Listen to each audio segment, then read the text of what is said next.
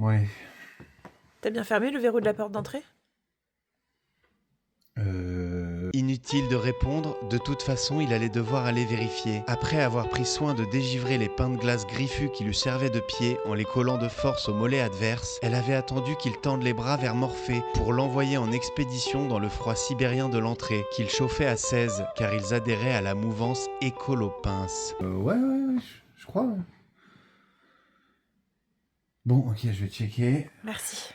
Bon, allume pas pour pas réveiller Junior, s'il te plaît. Elle venait de basculer la partie en mode expert. Pieds nus et en pilotage sans visibilité, il allait se briser 12 métatarses en mettant un pointu de l'espace dans un tricératops en chêne massif recyclé. Après un hurlement strident proche de celui d'une tortue qui copule, il allait insulter tous les fabricants de jouets bio du 11e arrondissement en murmurant dans tout l'appartement. Autrement dit, en criant en chuchotant.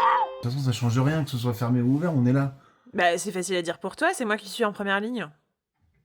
Ouais, mais enfin, je te protège quand même. Il ne la protégerait pas, ou pas longtemps, car malgré sa connaissance approfondie de l'œuvre intégrale de Frank Ropers et son cardio Pierre Ménesque, sa seule technique de défense de rue, c'était le fameux « désolé, j'ai pas de monnaie » en se tapotant les poches, relativement inefficace en cas d'intrusion violente à domicile. Tu crois que le gars, il va venir pour voler des bijoux, il va tomber sur nous et il va se dire tiens, je vais les dégommer un par un en ligne comme dans Prince of Persia? Bah, en tout cas, il risque pas d'en trouver des bijoux vu que tu préfères m'offrir des caraficas. Ah, donc on passe du coq à l'âne, quoi. Ça scrolle dans les embrouilles, quoi. C'est quoi la prochaine? Oh, ta mère!